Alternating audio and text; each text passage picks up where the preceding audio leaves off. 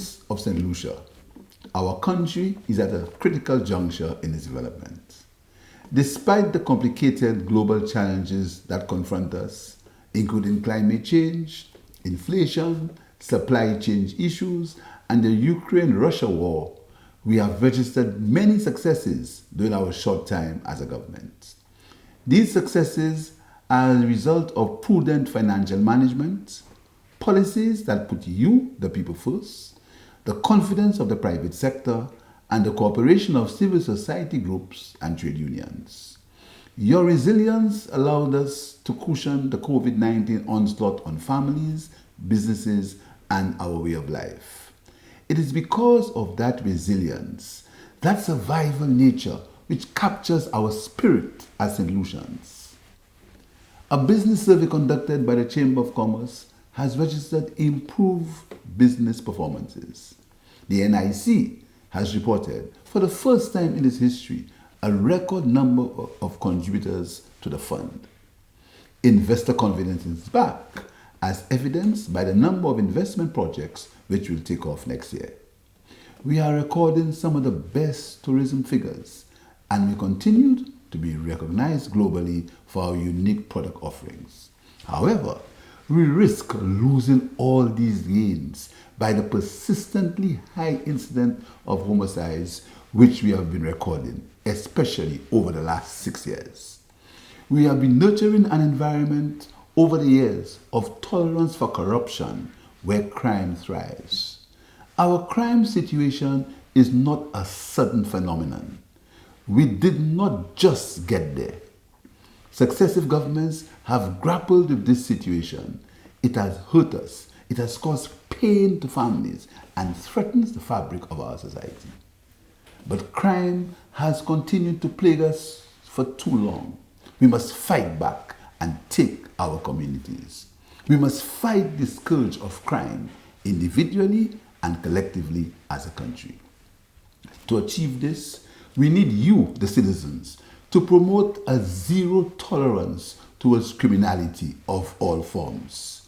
Small infractions of the law, not speaking the truth, threats, malicious gossip, envy, peddling lies and hatred on the internet and airways, domestic violence and child abuse may appear small in comparison to homicides, but we know how seemingly small issues snowball into larger societal problems.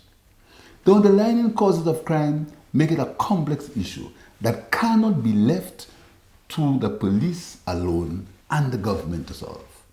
The fundamental question is, what type of citizen do we wish to create in St. Lucia and the world? Until we know the answer to this question, can we effectively overcome the crime challenges that beset us? An answer to this question is that we need to create an emphatic citizen who respects the rule of law and value and respect human life and human rights. Forming this type of citizen requires input from all sectors of society: the family, the schools, our churches, other civil society groups, businesses, and the government. It has been said before that crime is every citizen's business, and we must all play our part in stemming its increase. Our neighborhood watch groups must be reactivated, along with organized sports clubs and wholesale community activities. In short, we must return to being our neighbor's keeper. The government continues within its limited resources to assist the police to fulfill its mandate of ensuring law and order. Yes, the police must play their part in upholding and enforcing the rule of law. They must be examples of good governance in the conduct of their duties. They must be obedient to their oath and have a zero tolerance for corruption among their ranks. Over the last 16 months, the government has signed contracts for the construction of the National Divisional Headquarters to replace the Grove City Police Station, signed a contract for extensive repairs to the Viewfort Police Headquarters, purchased 90 new vehicles for the Royal St. Lucia Police Force. In July 2022, the Firearms Amendment Act was enacted in the House of Assembly, increasing the penalties for firearm offences. There will be the inclusion of new clauses, including fines that can extend to $250,000 or to imprisonment for terms which may extend to life. We allowed operational independence to the police commissioner and high command of the police. We recruited new special police constables. We provided the Customs Department with improved equipment for the detection of guns at the ports of entry. We enacted legislation to ensure protection for women through the Domestic Violence Bill. We provided a special branch unit with new office accommodation. We enhanced crime detection capabilities by achieving accreditation for the National Forensic Lab. We provided the police with 2 additional vehicles for patrol and quick response purposes. In the coming months, the government will formalize an interagency intelligence committee to adopt an interagency collaborative approach within law enforcement agencies to work collectively with a common goal of combating serious and organized crime. We'll purchase 20 more vehicles for the police force. We'll continue repairs to police stations and provide much needed equipment at these stations. We'll conduct repairs and enhance security at the Bodily Correctional Institution. We'll increase the police training vote to ensure that our police are trained in modern police techniques of crime detection, including human rights.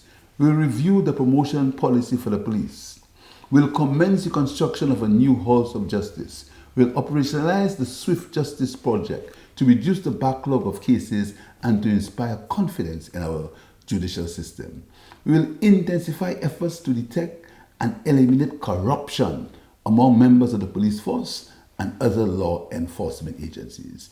We will introduce drones to assist in crime detection. We will strengthen and increase community policing and mobile and foot patrol by the police.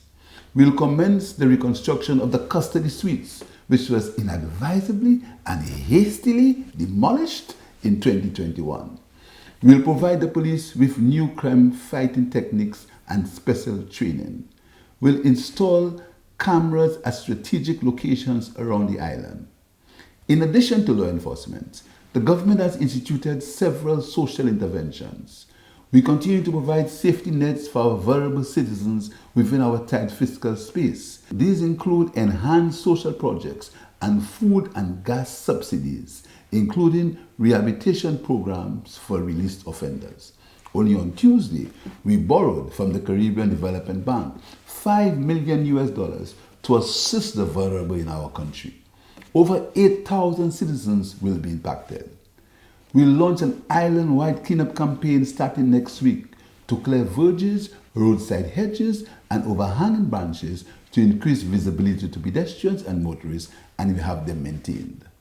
Cabinet has agreed to convert the George Charles Secondary School compound to a facility for the rehabilitation of young offenders. These are just a few social interventions which commence within the next few months. Very shortly, I'll be announcing a comprehensive social intervention program to complement the law enforcement measures previously mentioned. The challenges we face are demanding, but not insurmountable. I call on all solutions to play their part in rebuilding our country and to recognize that the issue of crime is for all of us to tackle. I take the opportunity to advise citizens to avoid the temptation of spreading graphic scenes of dead and mutilated bodies out of respect for those who have suffered the loss of loved ones. We do not want to be a society that has become accustomed to scenes of mutilated bodies and blood spilling. In the coming weeks, as the police will intensify searches and roadblocks, there will be some inconvenience. I urge the public to be understanding and cooperate with the police during these trying times.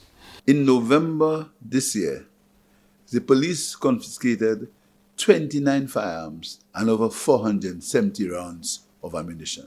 The police are expected to make maximum use of the powers conferred upon them by the law to bring an end to the upsurge of homicides in our country. And I can assure the police that we have the full support of the government as they continue to battle the criminal elements who are insisting on causing havoc and havoc in our country. We must offer no encouragement in word or deed to criminal behavior, and the government will be relentless in supporting the police in that battle.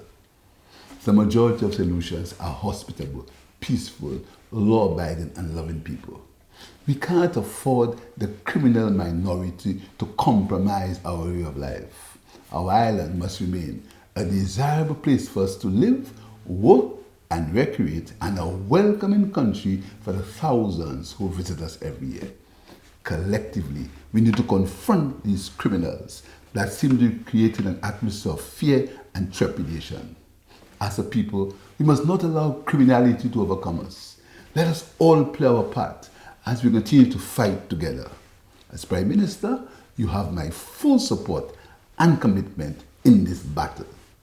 May God guide our island at this time.